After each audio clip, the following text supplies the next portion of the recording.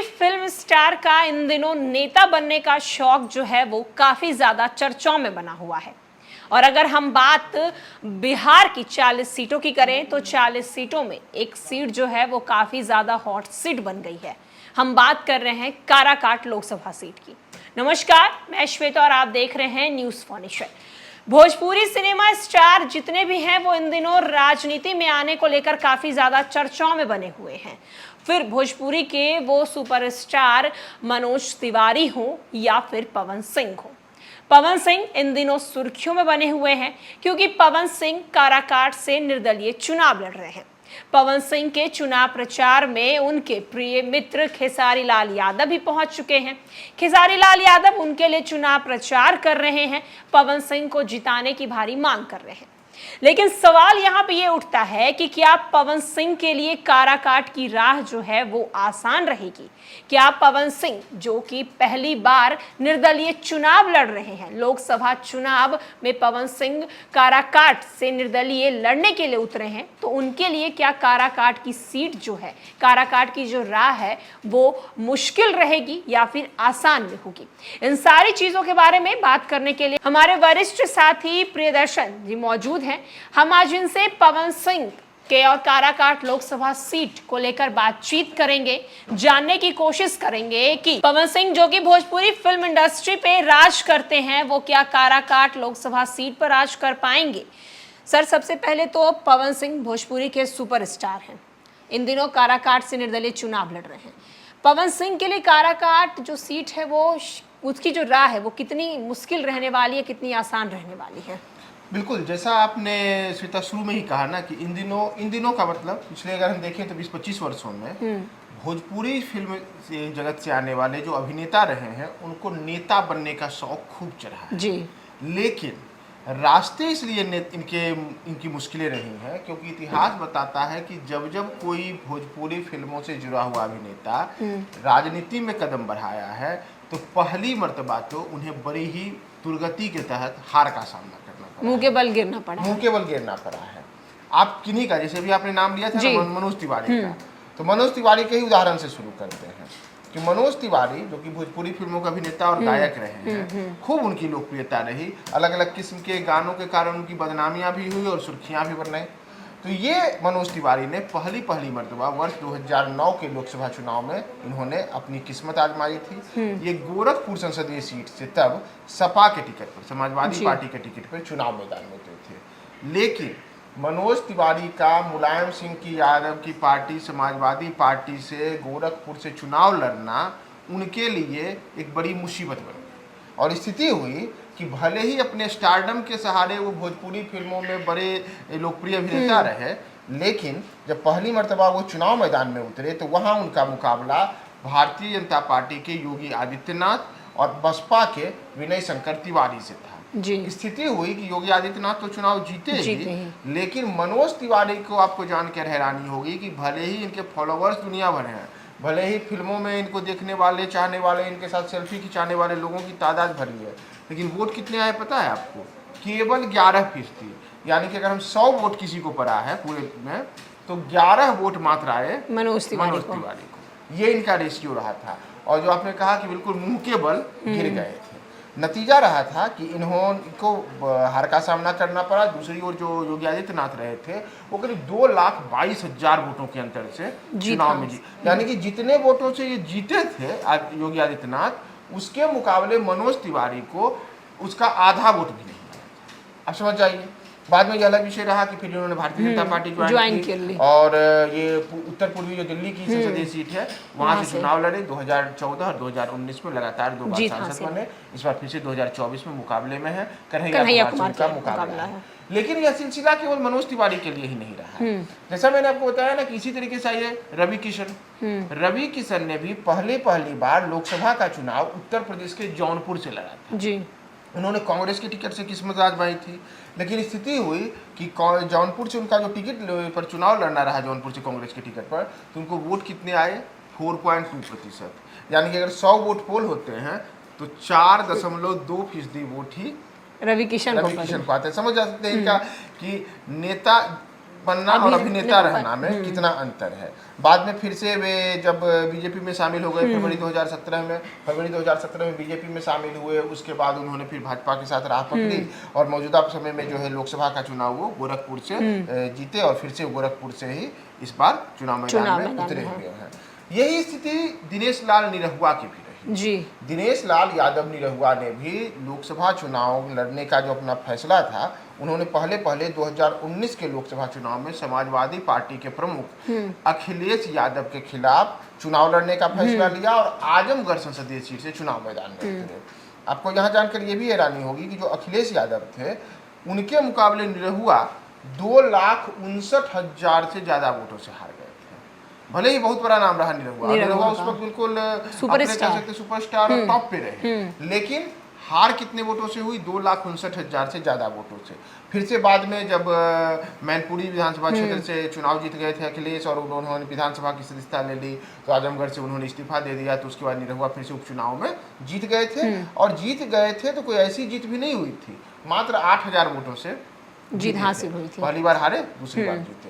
इसी तरीके से भोजपुरी फिल्मों के पुराने अभिनेता रहे कुणाल सिंह, और कुणाल सिंह ने भी पटना साहिब संसदीय सीट से यहाँ पे 2014 के लोकसभा चुनाव में इन्होंने कांग्रेस के टिकट पे चुनाव लड़ा था। शत्रुघ्न सिन्हा के खिलाफ उन्होंने चुनाव मैदान में उतरे थे, लेकिन स्थिति रही थी कि तब 2,65,000 वोटों से कुणाल सिंह को शत्रुघ्न सिन्हा ने चुनाव में हराया था।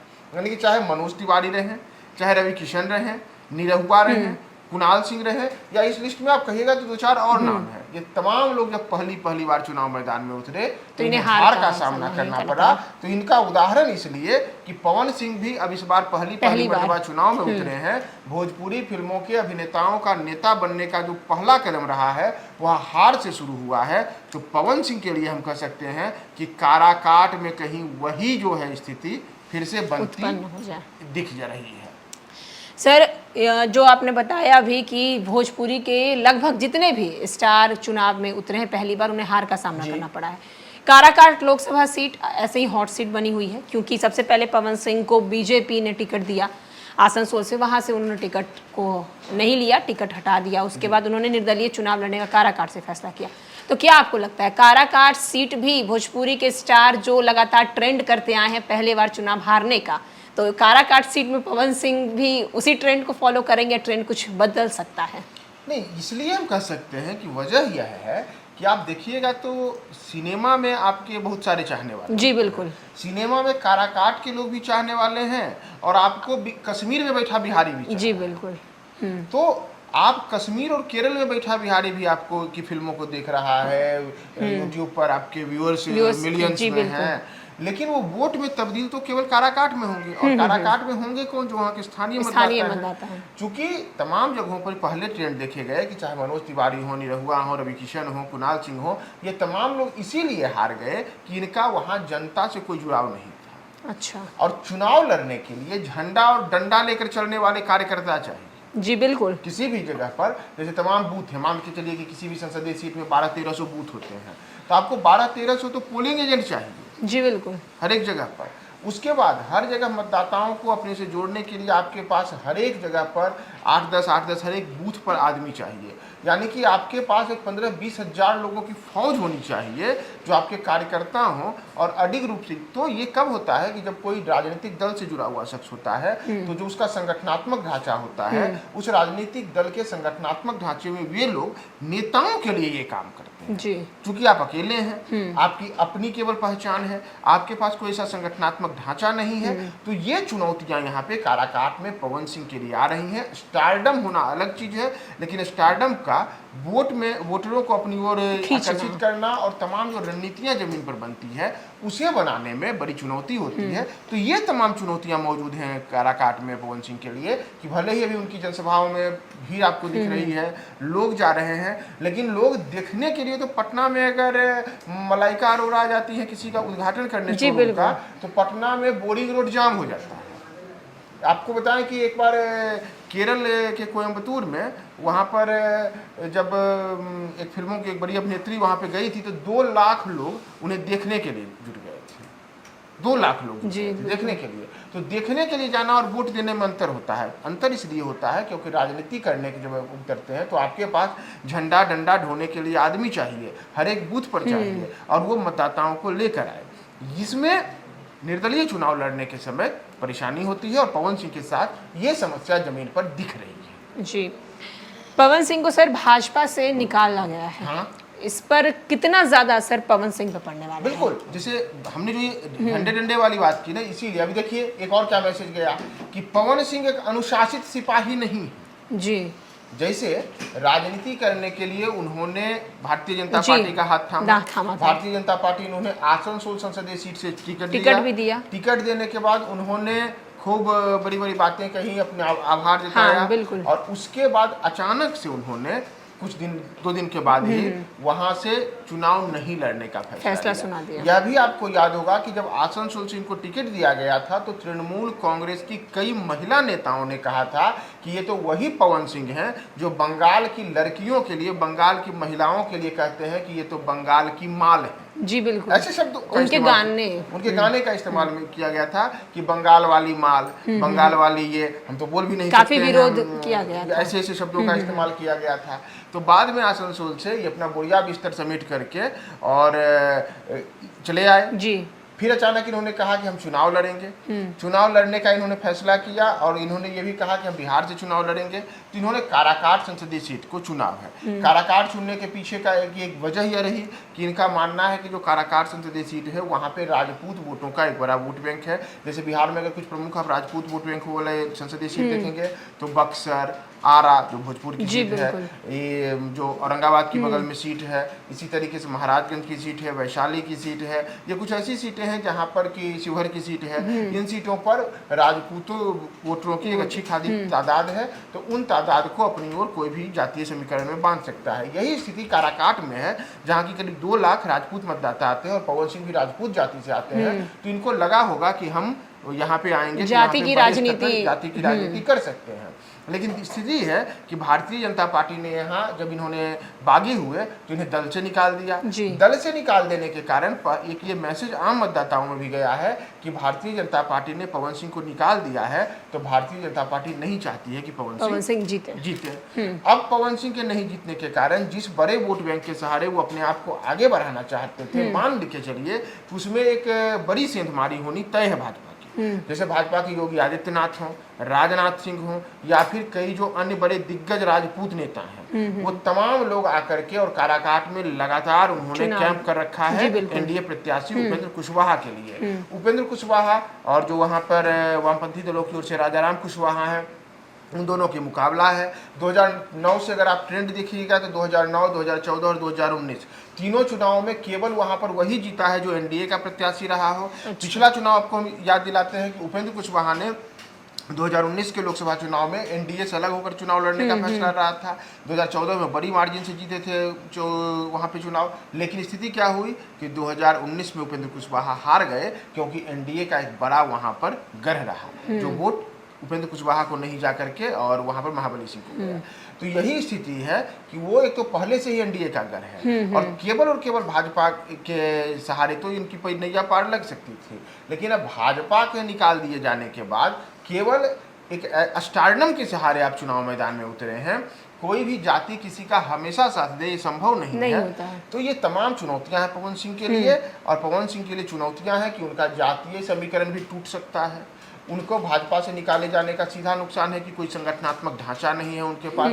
पवन सिंह के लिए भले ही स्टारडम वाले हों, लेकिन उसके पास झंडा और डंडा धोने वाले जो कार्यकर्ता चाहिए वो नहीं है। और भोजपुरी फिल्म अभिनेताओं का ट्रेंड बताता है कि जो पहली बार चुनाव मैदान में उतरा है वह जरूर हारा है। तो ऐसे में अब कहीं ऐसा ना हो जाए कि काराकाट में भी वही पुनरावृत्ति पवन सिंह के लिए हो जाए। बाकी तो मान लीजिए 1 जून को चुनाव है, उसके बाद फैसला हो जाएगा। तो जैसा कि हमने अभी चर्चा किया पवन सिंह और काराकाट लोकसभा सीट को लेकर, पवन सिंह पहली बार लोकसभा चुनाव में उतरे हैं, काराकाट से निर्दलीय चुनाव लड़ रहे हैं। उनके आगे मुश्किलें बहुत कुछ हैं, क्योंकि एक तरफ जहां पवन सिंह ने कुछ दिन पहले उन्हें बीजेपी की तरफ से निकाल दिया गया, तो कहीं ना कहीं पवन सिंह जो है वो बीजेपी के अगेंस्ट खड़े हो चुके हैं।